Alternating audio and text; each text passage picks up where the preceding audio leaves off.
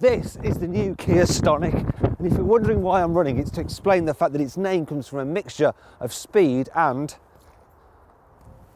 tonic.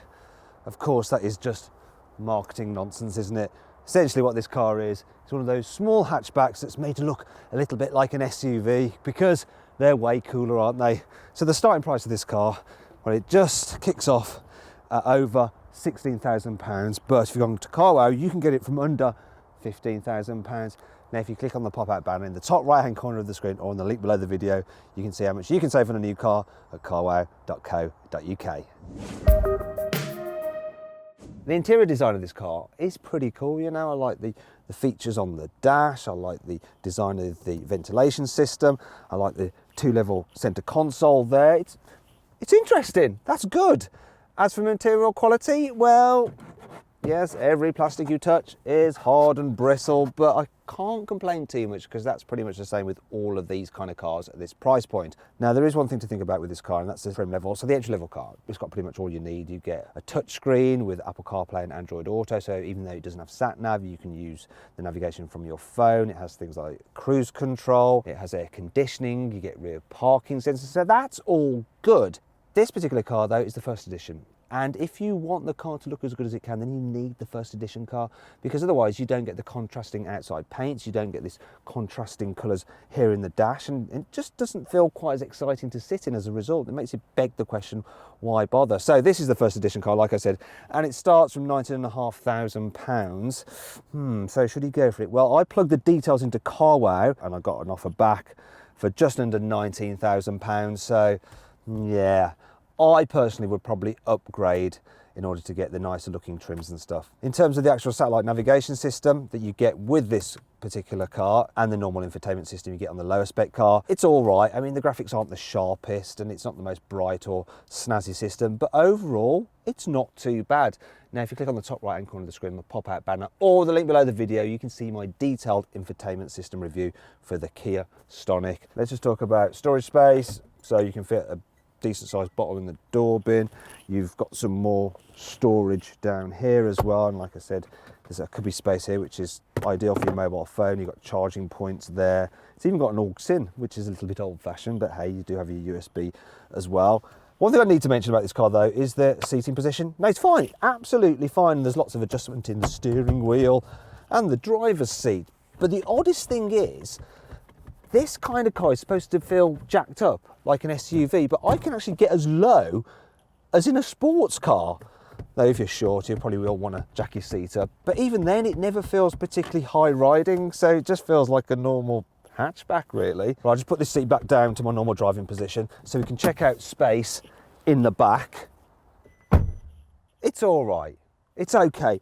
You know, it's not the biggest. There's some knee room, which is all right. Headroom's okay for me, though people over 6 foot will find it a little bit tight on head space. The one issue I do have is this. The seat is quite low, so you don't get much under thigh support. So on longer journeys in the back, it's not going to be the most comfortable. If you need to carry 3 at once, at least the floor is almost completely flat, so there's plenty of foot room, and the middle seat isn't too terrible.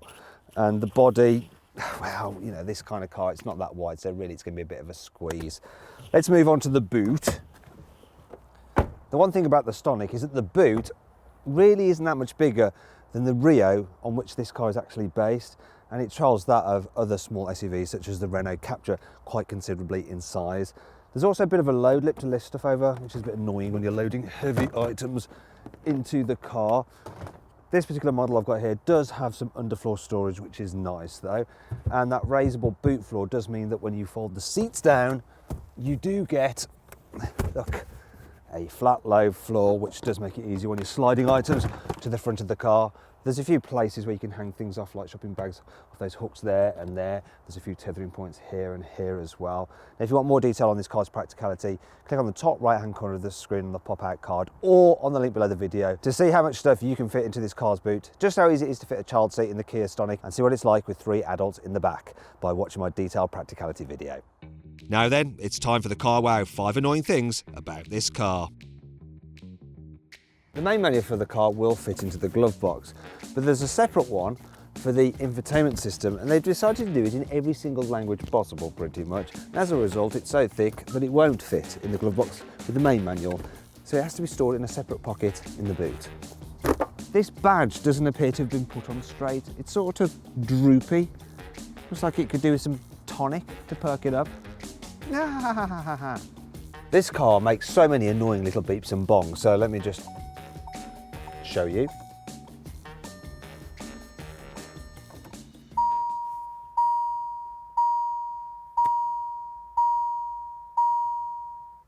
Right, thank you. Silence at last. Why does it need so many? If you use the rear screen wash while you're stationary, not only does the presenter get covered in water, but it drips down and all pulls here on this ledge in the bumper, and it just looks a bit messy and you get watermarks and stuff like that. Oh, it's a bit untidy. And I'm a bit wet. In places, this car just feels a little bit flimsy. I mean, look at this. There's quite a lot of flex. That wouldn't happen in a Seat Arona. Just saying. Kia fanboys. Yeah, I'll read the comments. Don't worry, there's still plenty to like about this car. Here's the CarWow 5 cool features. Not only can you get this car with heated front seats, you can also get it with a heated steering wheel. Top of the range really is fully loaded. You can personalise the range-topping version of the Kia Stonic by choosing from 4 different contrasting roof colours: black, red, orange, and this lime green. Look at this, there's a little hole there which you can put the seat belt buckle in so that when you fold down the seats, it doesn't snag. Thanks to this split design, when you roll down the rear window, it goes all the way down so you can lean out if you want to. Do you like to lean out? Oh yeah, you do, don't you? Are you troubled by low sun in winter mornings or evenings? Well, you'll need your sunglasses, but where do you put them for the rest of the time? Don't worry, you've got a padded glasses holder here in the Stonic. Now, if you're the kind of person that wants one of these kind of cars for that raised driving position, you may be a little bit disappointed with this car because, yeah, it doesn't seem much better than just a normal hatchback actually. You don't really feel any more superior than other motorists. Other than that though, visibility is actually pretty good and it's an easy car to drive in town. Steering's light, gear shift is nice, clutch is nice and light as well, and the brakes, they're smooth, they're not too grabby. Yeah, it's all right. The only thing that does put me off slightly is the suspension. It's just a little bit on the firm side. It's not uncomfortable, but it does tend to feel a little bit fidgety over bumps in the road. Never seems to settle. Just come on, settle, Kia, it'll all be all right. Thankfully, when you get up to speed on the motorway, the suspension does settle down a bit and the car feels reasonably sorted.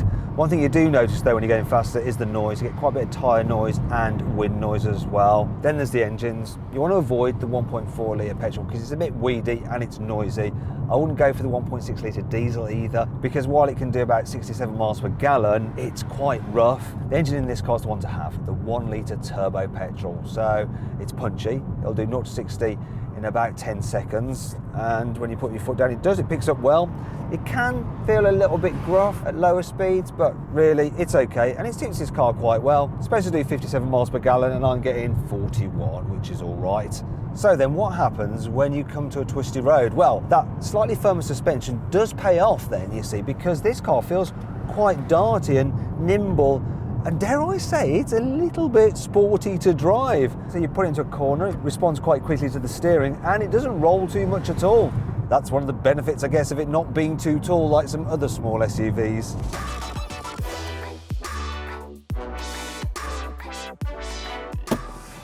Now, if you click on the pop-out banner in the top right-hand corner of the screen, or on the link below the video, you can see how much you can save on a Kia Stonic, or any new car for that matter, at carwow.co.uk. So then, my verdict on this car: should you avoid it? Should you consider it? Should you shortlist it? Or should you just go right ahead and buy it? Well, I reckon you should shortlist the Kia Stonic. It might not be the most practical small SUV, but it looks good and it's well equipped. Plus, it's pretty decent to drive. If you enjoyed this video, please like it and share it. Click on our logo to subscribe to this channel, on the video window for more content, and on the deals box to go to carwow.com to see how much you can save on a new car. Now, did you spot the Easter egg in this video? It was a clip from my controversial Kia Stinger video where I shook the car's centre console and it wobbled quite badly.